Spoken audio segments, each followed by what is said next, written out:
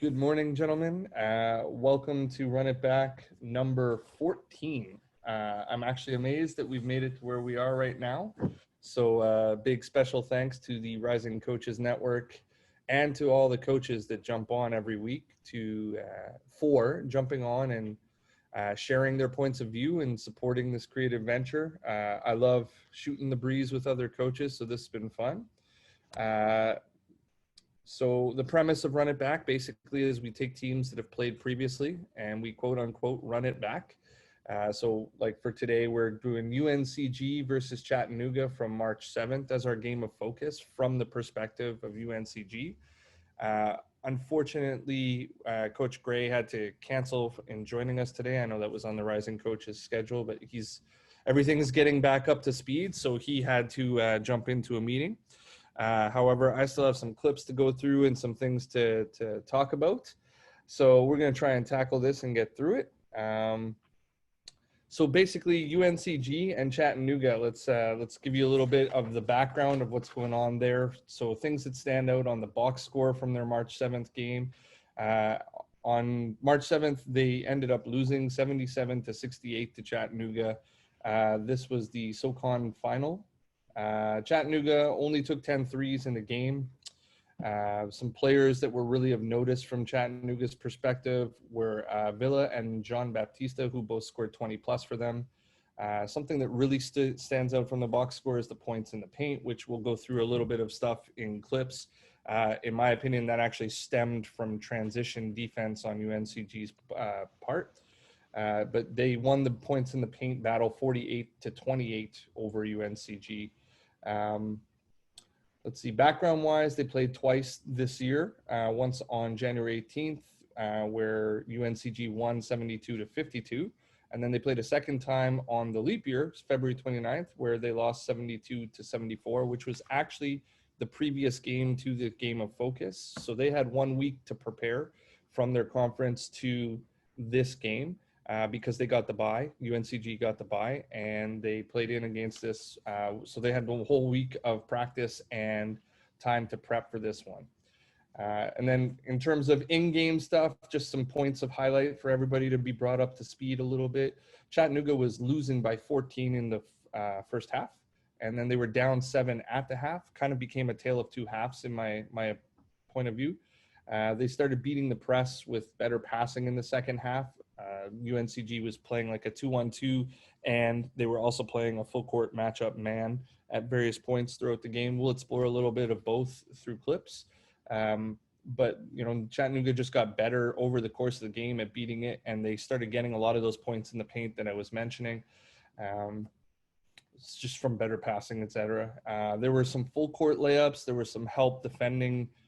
There were some problems defending their own man, guarding your yard, as you would say, in the half court. And then in the second half, Villa, who I mentioned was one of the players of focus, in this game, he had his first double-double of his career where he finished with 22 and 12, but he actually ended up with 15 and 7 in the second half alone. So what I thought worked really well, and again, we'll go into a little bit of film in a second, for UNCG was stealing the ball and having active hands. Their press and full court man pressure were both pretty effective in my point of view. They ended up having 10 steals, but they had many deflections. They were on loose balls. There was no lack of effort to start the game. And I actually thought that they were better playing in the half, so to speak.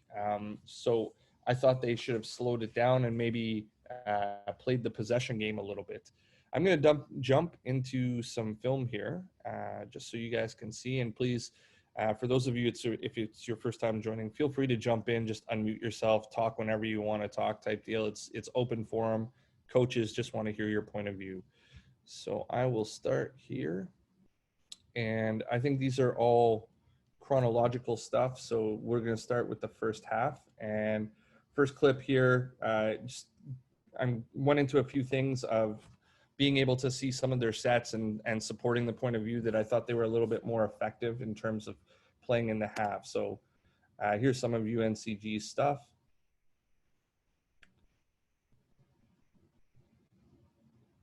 So for anybody who's listening later, it's basically like a mover blocker floppy orientation.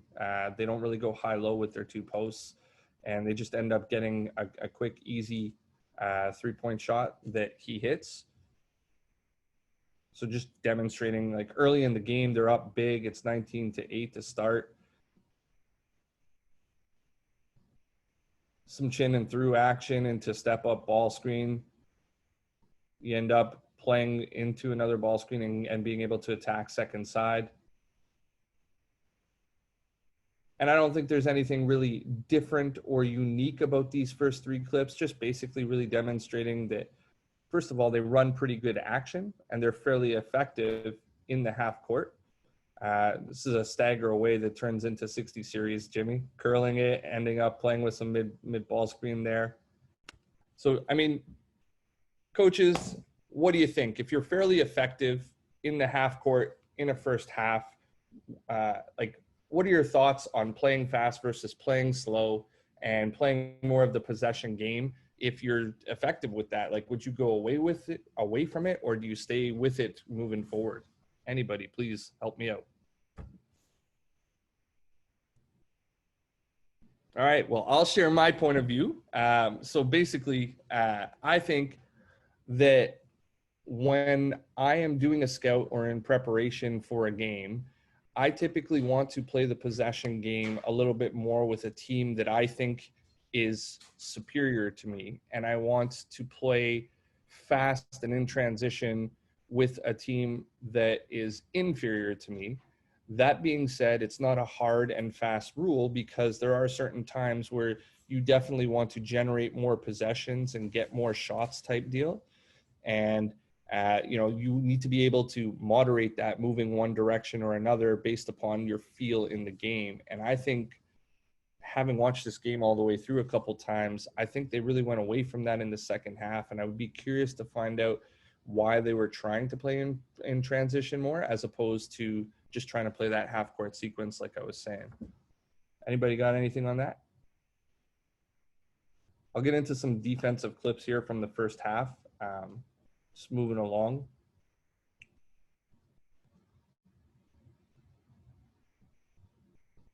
So this is first defensive possession of the game. You can see that they're set up in their 2-1-2, and they get thrown over first play of the game for a full court layup attempt. They actually get really lucky and get a block. The 2-1-2 press is an interesting one to me. It's not one that I would ever run. I just have not had any success in being able to teach it, but it's very interesting to me how they're trying to funnel middle, it looks like, originally here, and then almost looks like it kind of shifts into a 2-2-1.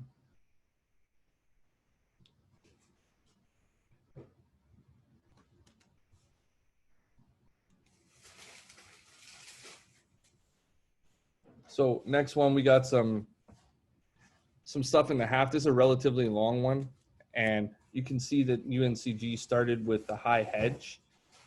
And one of the things that I found really interesting in this game, so going back to the beginning of this clip, I'm going to split this into 2 parts.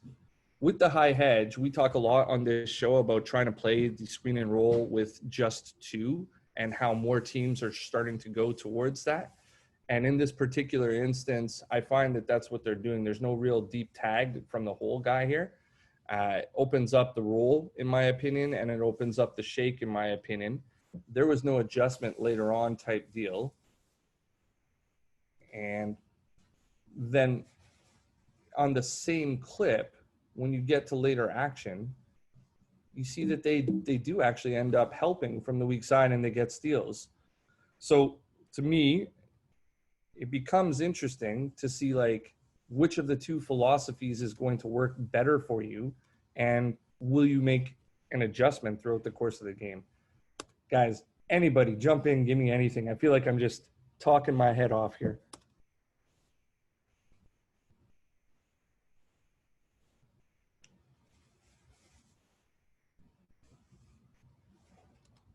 So another one, excuse me.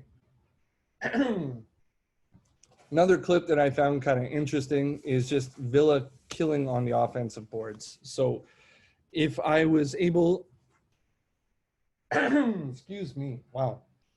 if I was able to be a fly on the wall for this particular one, I would be very curious to hear UNCG's point of view on how they were defending Villa. And one of the big adjustments that I would make in this game, if I was running it back with the same lineups, etc., would be, really just like ramming him towards the baseline on any sort of offensive stuff on the rebounding side.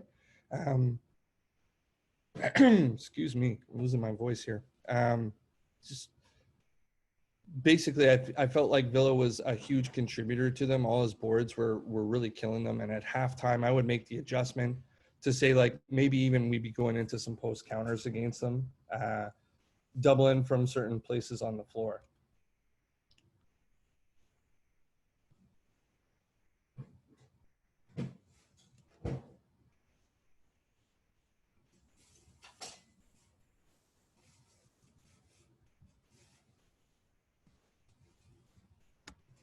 So for anybody who's here, let me know points of view. Are your bigs dropped too much on this? And if your big is dropped too much on this attack by Chattanooga, at what point would you be picking up higher, etc.? So you got like almost a pin down, and then he's just going opposite of the ball defender. The ball defender is in a whole lot of trouble. But I found that UNCG was in a lot of various drops, and a lot of their coverages ended up being an issue in the second half of the game. Taking on the bigs, decent verticality, etc. But their guards were a huge problem for them, getting really deep in the paint, etc.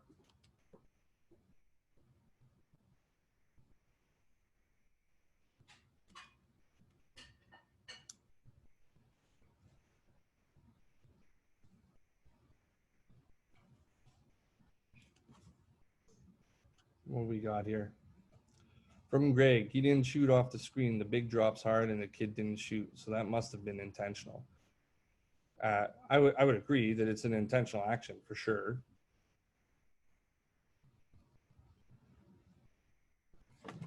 I'm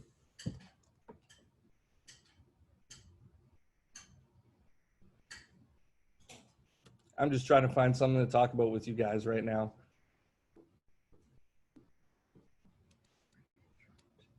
Thank you. So again, first half type stuff. They're shocking or high hedge in here, and they're trying to play it with just two previously. Now they start tagging, so there's a good in-game adjustment there. When he hits the shake, it's it's hard closeout, real standard type stuff, I suppose. But beyond that, in terms of screen coverages in the first half, I didn't see very many adjustments from UNCG. I'd be very curious to see what their standardized coverage would be and how they were game prepping for this. And if they, as we've talked about previously here, if they do multiple types of coverages so that they're able to switch, or if it's an in-game type thing where they're just kind of doing it on the fly, and what the coaching points would be there. One of the big things that I noticed was a huge adjustment for Chattanooga in this game was they started ghosting the shock, which makes it really kind of difficult to be able to guard. This is something that I would love to implement more. I'd like to implement more this season as a counter to the high hedge, or to the shock, as we call it up here. So I have a question, not about this, but about just like philosophy. So jump in, please. Give me something conversational, Caleb. I want to talk, man.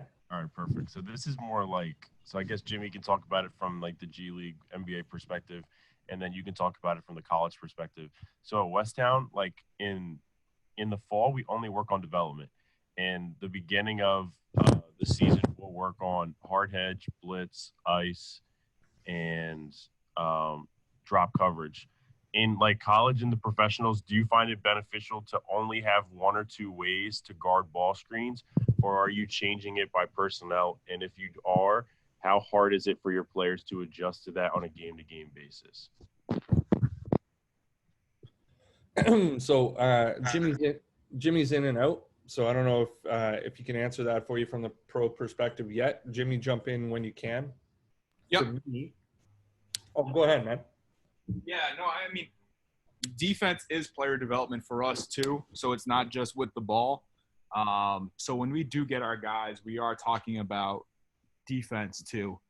Our coverage is pretty much we're in drops, and that's what we teach. Now, there's situations where we're playing a game where like we're going to double this guy when he comes off, and those type of in-game adjustments and how we're going to do that. I know teams talk about like you start with the most aggressive and you can always tail back. I think you need to start with whatever you want to do long term and kind of go from there. And if you need to adjust on a game-to-game basis, that's what you teach. But in the NBA, I mean, every team definitely teaches drop, and maybe two of the teams will teach a hedge or a blitz and teach the spacing on the backside defensively. That's pretty much consistent. So for me at college, at college level in Canada, and Greg is in my conference as well, so maybe you can comment on it a little bit. But I would find that the majority of teams that I encounter through a season are only playing one standardized coverage and will maybe have one counter as the season goes along. But for the most part, it's very much we do what we do, and we're going to try and do that well. Whereas for me, I try to teach all of them as like not, I guess you can't really teach every screen coverage, but I try to teach multiple ones, definitely all the ones you mentioned, Caleb. And it's very personnel based for who we're playing. So there are games for sure where it's like, hey, we're only going to switch the whole way through because most of our defenders are equal sized. But there's definitely people that like, hey, I'm going to blitz that guy, or hey, so Greg is saying like where he's at Fanshawe, they try not to confuse things too much. They want to do one coverage, et cetera, all the way through.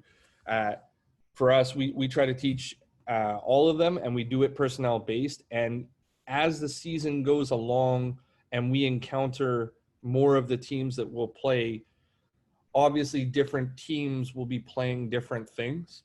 So when we run our scout team in practice, et cetera, and we would have walked through as many coverages as possible in preseason, in early season, but your guys start being able to do more things better because they play against more things as the season goes along. So like, because we're trying to emulate the team that we're playing in the practices leading up to the team of that week, then we'll play it and we'll get familiar with playing against it and trying to do what works. I think that's good because, like, I remember I was listening to a clinic and I forget what coach said this, but he said that periodically throughout the year, he has his team practice. He was in the ACC. He has his team practice against a 2-3 because a lot of people talk about Syracuse wins a lot of games because teams are not really working on zone offense, and they try to scramble and get it in the 2 days before they play Syracuse, and it's just not efficient because they haven't worked on it sufficiently. So one of the things that he talked about was he's working on it throughout the year, so his guys are familiar with the zone offense because most of the time teams are playing man. I just wanted to know your guys' take on that. I'd be very curious to see how he implements that and how often he's giving guys stuff on all of that, because like time constraint is obviously a huge thing at the college level, especially if you're at a smaller college. And like if you're at a smaller college that has multiple sports and you're in Canada, for instance, like gym time is going to be a real issue. Like we can't get in with our guys or our girls as often as we need to, especially in the city of Toronto. Like gym time is a massive issue. And that being said, you have to find other ways or create to be able to teach your guys or girls like different things. So like giving them PDFs or walking them through in other scenarios where you're not in the gym, et cetera, are always cool things to do. But like you said, so many teams, like I personally hate zone. I hate it. I don't want to play it ever type deal, but you have to teach your players how to break it. You have to teach your players how to play against it so that they're comfortable when they see a type deal. You can't just put it in the week of against a team that's going to run exclusively zone against you, because you're going to be in trouble. Anthony, I see you unmuting. You got something there? Yeah, so we kind of do a similar thing to you guys. I mean, we'll have a main, hedge defense, but, we kind of do it, scout to scout, and we'll work on it, in the beginning of the off season, right when we're, getting ready for the season, like in October, September. But like you're talking about, at least for us, over here, down here, you have only a certain amount of hours you're allowed to be on the court with, athletic related activities, stuff like that. Only a certain amount of hours that you're allowed to be on the court. But we do change things from game to game. We work on it, preseason, we'll work on some zone stuff, obviously, when we can get it in. But primarily, we're hedging, and then we are icing, pushing people down when they're, really good coming off those side ball screens or on balls in the middle of the court, stuff like that. But definitely, it's something for us, at least, we have multiple coverages. So I got a question about that rule. Are you allowed to instruct not on the court and it doesn't count as hours towards like the instruction on court? So like if I'm spending time in the video room or giving PDFs to my guys, does that count as instruction? It does count. All of anything that's athletically, I can't remember the term off the top of my head, but yeah, film room, weight room, all of that. There's, I believe it's about 20 hours a week that you're allowed to get in. See, it's interesting because we don't have the gym time, but we also don't have that rule. So like if I'm fortunate to be at one of these programs that has the gym time available to them, like, one of the best teams in our nation or whatever doesn't have men's and women's volleyball. So they don't really share their gym at all. They can get in there whenever they want. And a couple other really strong teams don't have women's basketball. They only have the men's side. So gym time again, whenever they want. So basically like, we can go all year long and we don't have X number of instruction hours per week type deals. So there's a huge disparity between the best teams and the worst teams due to the fact that they can practice so much more and implement so much more just based upon the amount of gym time that they have. Definitely. Yeah, for sure. It sounds like it. That's something that, I think we don't think about because we have our own gym. The men have their own gym. Volleyball has their own gym. So it's not something that we necessarily have to deal with. That's a good point. That's crazy. I can't imagine what it's like to just be like, hey, we're going to get in the gym and we're just going to do that because we can do that. Like that's the way it's supposed to be, I suppose. So Caleb, going back to your question, the only other thing that I wanted to say is that I think is interesting about your question, and it doesn't just apply to screen coverages, but it applies to so many things, is that like if you are the kind of coach, and like on this show we've talked about this a lot of teams take on the point of view of we're going to do what we do and we're just going to do it better, and we're not going to be flexible and we're not going to switch. So it's like the interesting thing to me is that if you are a creative coach playing against a coach who has that philosophy, if you can make them go away from what they do all the time and what they do well all the time, you've basically thrown out all their preparation time. So, like jack of many trades, master of none is the expression that comes to mind. Sometimes coaches who are the jack of many trades and the master of none are in a far better position in certain matchups comparative to the guy who's like, I'm highly specialized in these particular areas and I don't care about the other things. Exactly. To me, I think like the ball screen. So there's always going to be a counter to a certain type of way that you're guarding it. So you kind of, at least for ball screen, because you can be like a master of rebounding or a master of help side defense or whatever, your kind of thing may be that's unique about, the way you play, what you do. But there's always a counter to something. So I think, at least in my opinion, you got to be able to do a couple different things. And especially, when you think about the next level, those guys are, doing different things because people are taking advantage of certain things. For so sure. It just benefits the player at that point to know different things and be exposed to them. So like the interesting thing to me is that I believe that even if you're going to be specialized, that's okay to me. Like I'm not on one side of the discussion versus another. I think both can work very well, but I think even if you're going to be highly specialized, you should at least, at a bare minimum, expose your players to different ways that other teams are doing things, and not like, hey, it's game week, they're going to do this, surprise. And more so like, like we're going to specialize in this, but you have to know and be able to understand at least like these different adjustments or counters that exist throughout the season type deal. This kind of brings me ahead to something else I wanted to talk about. Second half, in my opinion, the real tale of this game was transition and the being able to break the full court pressure or the full court man-to-man type deal. So at the simplest form, I've been told in my education that the game breaks down into 4 phases, offense, defense, transition, offense, defense in the half court. And I kind of understand that, I suppose, as an oversimplified definition of things. But for me, and I've asked this question a few times, how do you teach defensive transition well? And when things are not working, how are you pointing out and making adjustments? It's a huge topic to me that I find that whenever I ask it, I don't ever really end up getting suitable or comprehensive answers type deal, because I almost feel like certain coaches don't want to expose their secrets of matching up. And I feel that certain other coaches really just believe that players can just be more aware than others. So they just try to recruit players who seem to understand how to match up better. So I'll show you a few clips that I saw where like just the defensive transition. I mean, this is on a make, obviously, and on an inbounds, but like, this is terrible to me. Hey, like, is there a teaching point there? Am I missing something? Or is that just like, hey, be better type deal?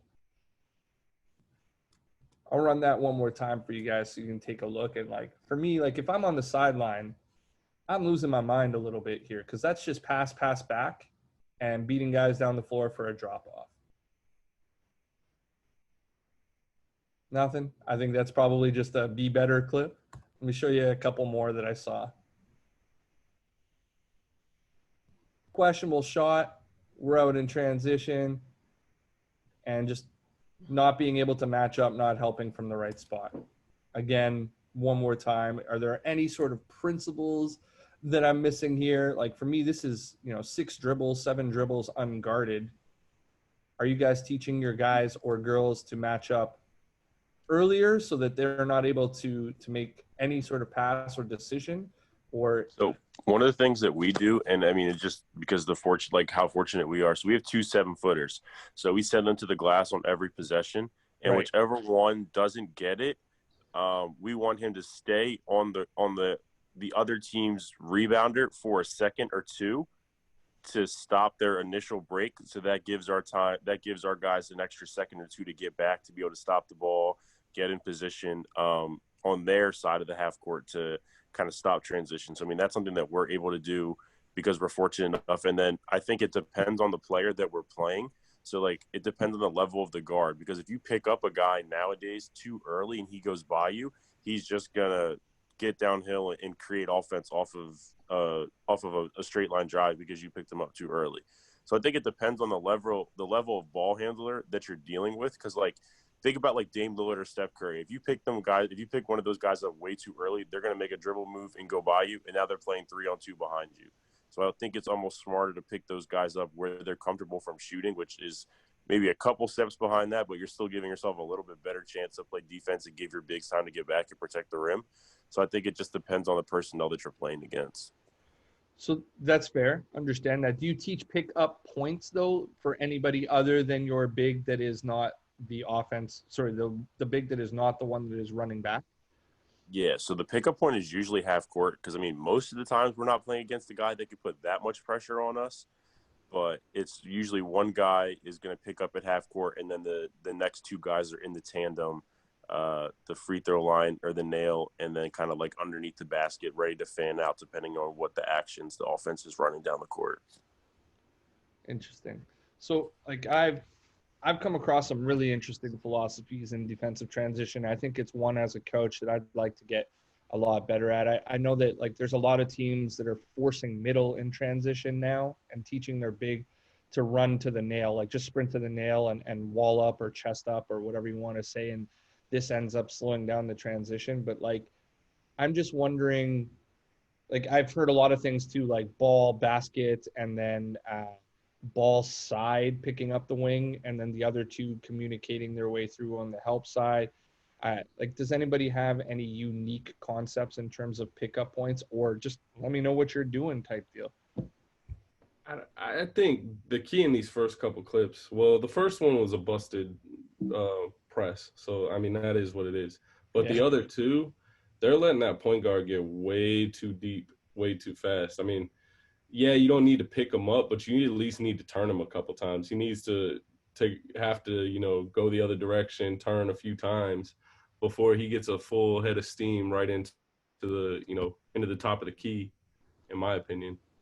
So in doing so, would you like this becomes an interesting topic that I've heard a lot discussed between coaches, amongst coaches, I suppose, that like how many dribbles or how much space are you giving him or her, or is that based upon personnel in your opinion? I mean, for us, if it was our point guard guarding that point guard, I mean, you're trying to ride him to the sideline, but you're definitely not giving him a straight line all the way to the top of the key inside the three. I feel like they're kind of just trying to pack the paint and pack back a little bit, but I don't know, man. At some point, that guy can't come in there with a full head of steam. So you got to turn him a couple times. You got to get him to, you know, change directions a few times. I'm wondering if anybody has different philosophies on turning, because I've heard that all the time, and like it's the way that when I played that I was taught type deal. It's better to turn them more, but I wonder if like anybody is really steering to certain points on the floor type deal. Like, so this next clip is obviously against the press, and they're just able to beat it with some good passing, like I said, and then low man's in trouble or whatever. But like, does anybody steer towards the like I would call it the box? So on this clip, like where it says Ingles to Harriet, and like just kind of making a box on the sidelines. So that's where like a run and jump trap would happen type deal. Is anybody actually actively steering towards there instead of turning, or it's like everybody kind of got the philosophy of like, hey, let's turn them a couple times? Interesting. Anthony, how are you teaching defensive transition in practices? Is it just like your standard, you know, 3-on-2, 5-on-4, like numbered drills, or like is there anything that you're putting in that's unique? Nah, defensively, we don't have. I mean, we're a really good rebounding team. So defensively, we're not gambling a whole lot. We're not pushing anybody towards anywhere and trapping them. I mean, we may change, you know, a pick and roll defense to where we trap at certain times, but as far as transition, no. I mean, we got a guy getting back in the hole. You know, so if it's transition, you know, whoever gets back first gets back and gets in the hole, whether that's a guard or whoever. And then when the big gets down the floor, then they push him out. Somebody's got to get ball and stop and turn the ball a few times. But we don't do anything crazy.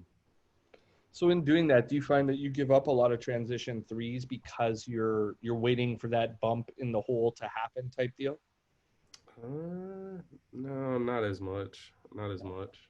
So for me, when I was at York originally, the first concept that I was really taught was like ball then basket are your first two, and then similar to what you're saying, you have a big push them out type deal, and I'm just running this press again too, because I don't know, I just find it interesting how they end up getting beat so much in the second half, and they were giving up the ball a lot in the first half on the pressing, etc. But like going back to what I was saying, I started noticing that when we were sending somebody all the way back to the basket and then sending a big to push them out afterwards, that we were giving up a lot of same side, push up the floor, open three looks. And if we're talking about shot spectrum, we obviously want to try to minimize those as much as possible type deal. And I know you have to give something up, but I'm struggling at this point to figure out what I want to give up in transition. because it's definitely not this. It's not this dunk shot type deal. Yeah. So then my last question becomes, when you're in game and you're not doing what you're supposed to be doing defensive transition wise, what as coaches can we do? Like, that's just straight to the basket, similar to what we were talking about in one of the other clips. So we're normal outlet, attack the middle, get downhill, strong hand layup for the player that scored the most points in the game. So a lot of coaches will just say quite literally the words, like, it is what it is. How do you make those adjustments? What would you suggest in game to be like if you're in UNCG here, you're down 8 now with 5 minutes left in the game and you've been killed a few times. Do you stop pressing? Do you, do you start sprinting back to the 3-point line? To me, it's very clear that UNCG is like, this is our personality. This is who we are. We're going to, on all makes, we're going to pick up full court. On all dead balls, we're going to pick up full court. And whether that's that 2-1-2/2-2-1 sort of like variation press, or whether it's the full court man defense, they're going to do it.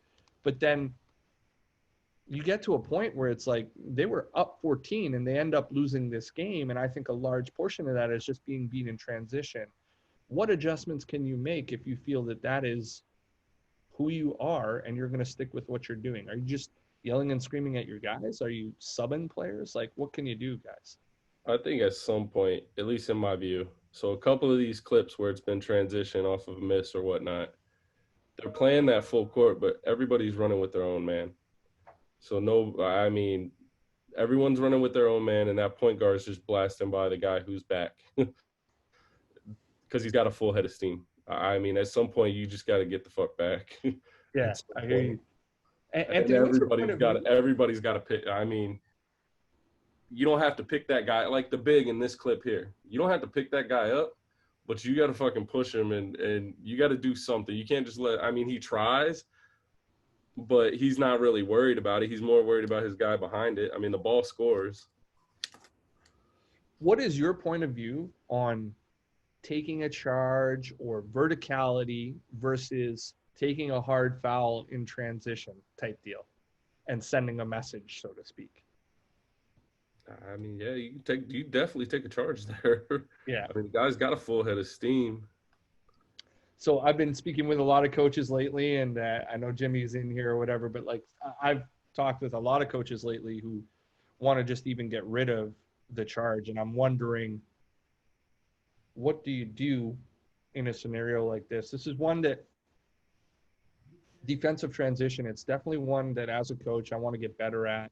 And I'm often left with the same question because a lot of the time, especially with clips like these 4, you just kind of look at it and it's like, your guys have just got to be better. They've just got to be able to pick up. And I don't know if it's a matter of the question of where it starts. How many did we send to the glass? How long of a rebound are we producing? How many steps are guys taking at a full sprint and turning around versus how many are they matching up right away type deal? I don't know which philosophy is better, but I think that there's something that I'm missing in defensive transition that I'd like to be educated on, because when I watch the NBA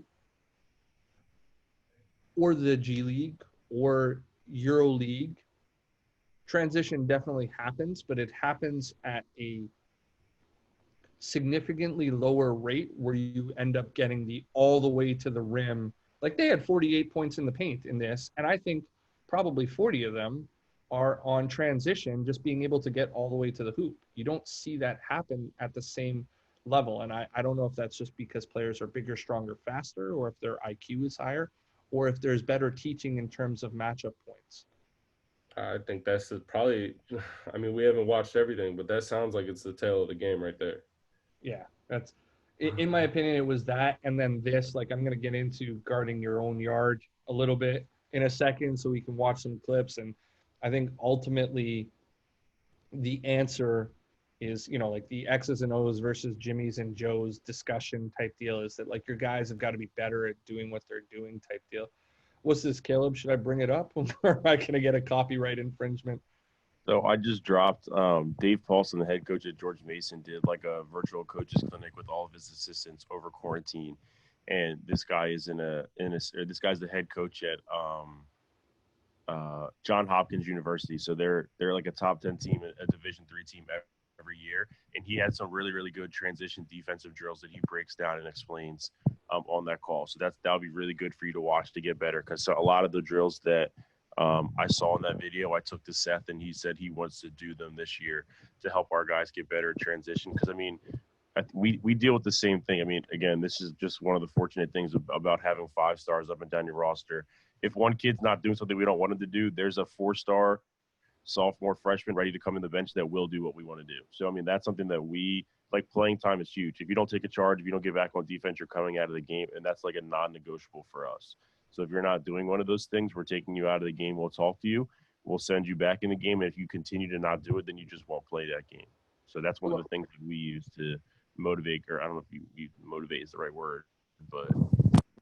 So at your level, are you using a lot of film as a teaching tool? Because like I know you guys are pretty elite high school. You got some great players and all that. So like when you say you're coming out and there's somebody else who will do what we want you to do, obviously the answer to my question becomes recruiting and players and, you know, development over time or whatever. But do you use a lot of film to show them like, hey, you're a statue, or you're olaying as the guy's going by type deal? Or is it just a matter of like, hey, be better? So that's something that we pride ourselves on, is individual film sessions, because we have six coaches on staff. So we can do a lot of individual coaching sessions to kind of not like embarrass the guys in front of the team, but we also do team film sessions for things as a group we feel like we need to get better at. So again, that's just something that helps us, because we have 6 assistants. One guy can take 2 or 3 players, and we can individually break down what they did well and what they didn't do well after every game to help them get better. So awesome. So Greg put it in the chat, just said, you know, do you notice at higher level the less emphasis on offensive rebounding and more emphasis on getting back and walling up? And yes is my simplest answer to that. I mean, obviously it's different and specific to the teams and the personnel or whatever, but I actually really notice that a lot. Like I'm noticing that as you go up, offensive rebounding is really starting to disappear as something in the game. And like if you're a team who aggressively offensive rebounds, so I'm going to relate this to another discussion because this is just kind of popping into my mind. The offensive rebound conundrum, as I would call it, is very similar to like the disappearing 5-man in the game, or the shot spectrum and the mid-range jump shots. So the interesting thing is that like basketball, once you put things on film, is very trend worthy, right? Like most people are copying other coaches type deal. We know that. And once it's out there for everyone. And basically at that point, like, you know, somebody else is going to emulate it. But like once a trend starts, a lot of teams start doing the same thing. And I often wonder, you know, like the Houston Rockets this year tried to play more small ball, so to speak, against a bigger league. I often wonder what would happen if you just threw in a traditional 5, or if you just started, hey, I'm going to send 4 to the glass every time, or 3 to the glass every single time. And yeah, like the math or the analytics will say one thing, but the problem with analytics is that like they're based on large sample sizes over very long periods of time. One small sample size might actually win you that game, right? Like you still have to put the ball in the basket more times within this 40 or 48 minute or 32-minute game that we're talking about. So like to Greg's point, yes, I noticed that it's definitely disappearing, offensive rebounding, that is, especially as you go up in higher levels. But I often wonder what would happen if one coach really just said, screw it, I'm not going to do what everybody else is doing. I'm going to do it my way, and just see how it works out over the long period of time.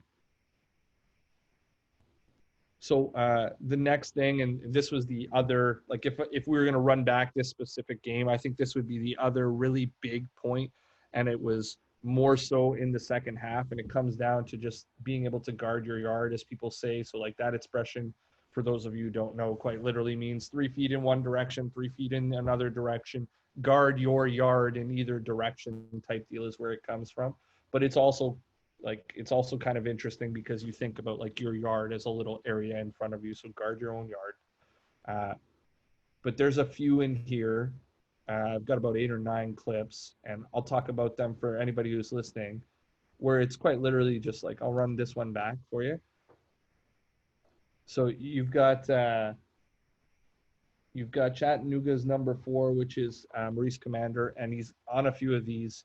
Is just able to just go by, right? He lulls them to sleep a little bit, gives them a little hesitation, and he's basically to the rim. And while this is, you could argue contested if Matt Dickman was in here, but I don't think this is a very good contest. He's able to get to a strong hand to the board and finish a layup type deal, and this is key point in the game. It's a 6-point game, and it's in the second half.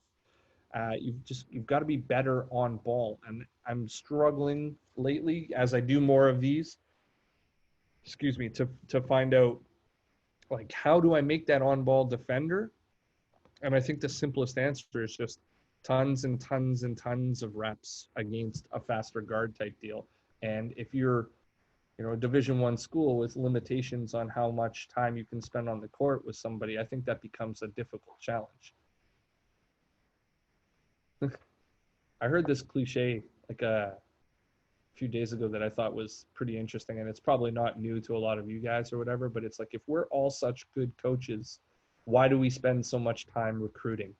And it's just so true to me, because it's like, hey man, I do want to coach and I do want players to get better, but at the end of the day, some of these guys have got to be able to do their job, so to speak. So similar type idea, coming off of the handoff, gets a 2-foot in the paint shot, and that's number 4 is Maurice Commander again. Look at that, same guy. But just show you one more where you get to that handoff and we're downhill right away, and it's the same guy who's getting beat. You can see he's tilted at the hips, he's leaning forward, he's not sprinting to cut off an angle, so to speak, and because of it, he's beat. We're in the paint. The strip the ball thing that I talk about a lot of the time too, to Greg's point about going higher and higher levels and things disappearing, this to me is a strip.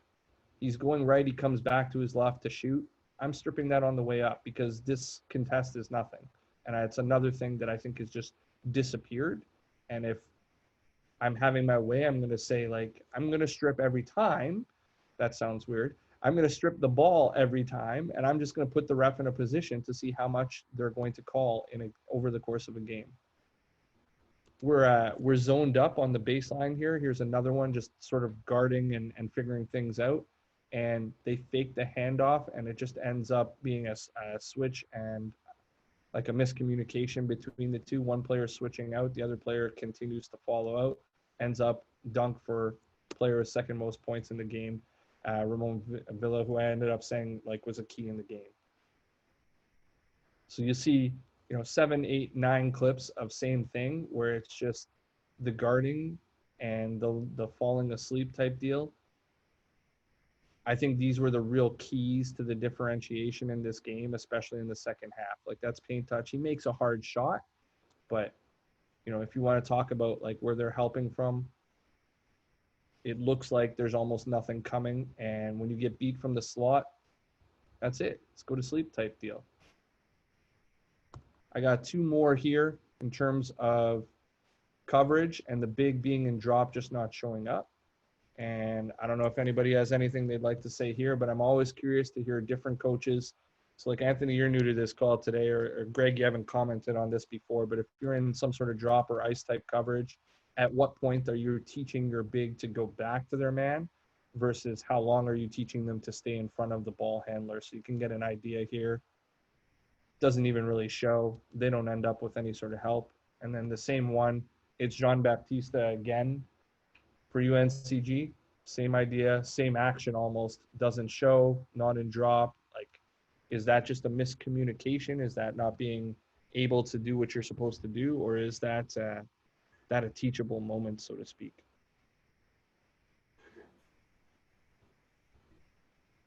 I think they got to figure out what they're doing with it. I mean, that big man's not doing anything.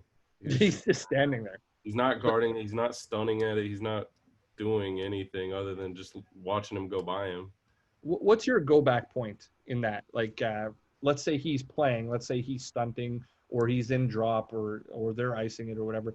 At what point are you teaching him to get out of there? Is it when the ball handlers, when the ball defender is on the hip? Is it when he's now back in front? Like, at what point is it, hey, go back time? So for us in particular, right now, like if you're stopped where like maybe a clip back, but you don't have to move it back. So Right there. like, this guy's gonna step out. He's gonna stun at him. The guy in the opposite corner, we're playing middle of the court. And On the then rim line. So he's in the hole there. the guy at the top of the key is really tight on his guy. So that's what we're doing. And get back point, I mean, once he's on his hip, because that guy's in the middle of the floor helping, I mean, it should deter him. And then the guy at the top of the key's got to guard too. He's got to, if he passes back, he's got to sprint to that one. If he passes corner, then that guy at the top of the key's got corner at that point. Now, we do give up some threes here and there, but we ain't getting beat middle off the dribble. Yeah. So, I mean, like, and to be honest, in our game, I'd rather give that up than give up a layup. Yeah, I would agree. So I coached on the women's side collegiately for 1 year at York University, and I would agree. Like, there are definitely teams that you would play against where, like, that shot in the paint is actually a higher points per possession than that corner three is. And I mean, of course, that's dependent on personnel, et cetera.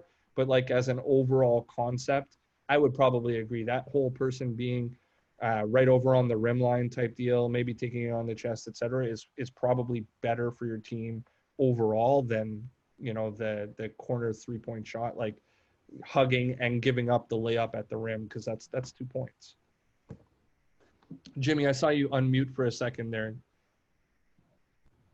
I just think it's bad by the 5 at the end of the day. Like, I don't know what if the white dude on Greensboro can really shoot it or what.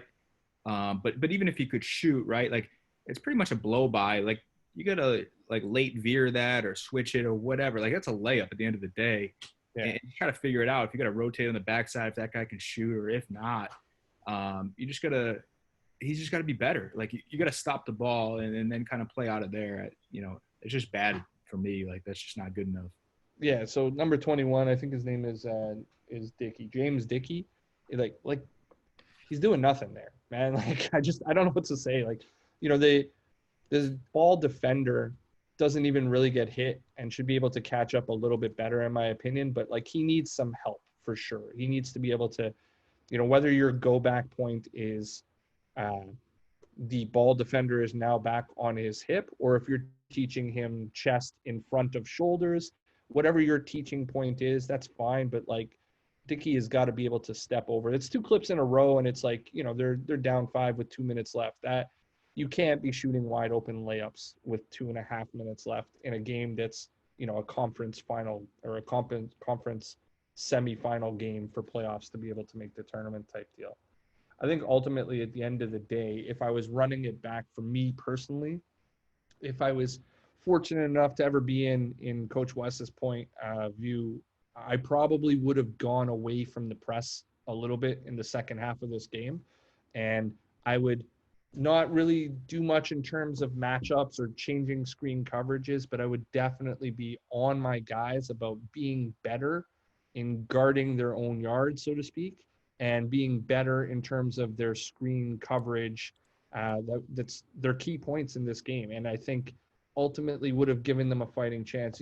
Like, I do often start this with the poll of, could they beat them again type deal? Well, UNCG beat Chattanooga this year by 20 points at one game. And I mean, obviously very different game, but like, it just seems like to me, they stuck with what they wanted to do and didn't make any real adjustments in the second half to be able to, first of all, pick up on Villa or stop their guards. What's that? What are you doing? You got your dog, man. Yeah, he's fucking hitting buds. It's hilarious. He wants in on the call. He's trying to tell me what the screen coverage is going to be. Hey, he's swatting at the screen right now, like on like where the basket is. It's hilarious. Like, he's telling them pick up better, man. So gentlemen, I'm going to stop the share there, and I think Greg actually put something in the chat that I wanted to address real quick. The whole side from what I would coach is terrible is what he was saying on the help side defense. This is no surprise to me. I think everybody in our league basically ends up coaching the same thing where they've got the whole guy on the rim line, so to speak, and taking away the layup. And sure, you end up giving up some threes if you don't rotate properly, but I would agree with you on that, Greg. So gentlemen, I'm going to stop the film there. As I said, really appreciate you guys helping me out. It's difficult, obviously. Thanks for joining, Anthony. Appreciate you. It's difficult, obviously, now as teams are starting to get back in the gym. Some people are going to have difficulty being able to honor their commitments for being able to join us. So any coach that's willing to jump on in this hot stove type model and share their point of view, I really appreciate it. It's always good to hear what different people are doing. If anybody has anything defensive transition wise, please let me know, because I'm always trying to get better on that quarter of the game, because it's something that I feel is my weakest element as a coach. So please hit me up with that. And obviously, I'll always finish with this. Big shout out to Rising Coaches for providing the community of coaches to share in this endeavor and to lend their point of view. I love talking basketball, don't see the game the same way as everybody else. So it's always awesome to hear different points of view and see what other people are doing.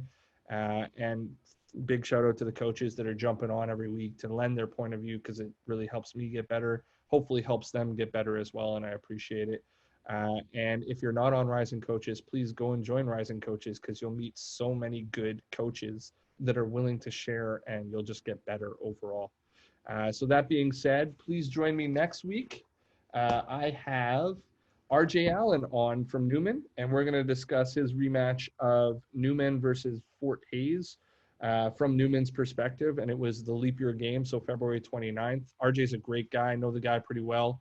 And had the opportunity to share a lot of basketball talk with him over the past few weeks. So I'm very interested in hearing his perspective on this and look forward to seeing him. I'm going to stop the recording there. Thanks again, gentlemen. Really appreciate it. Sure.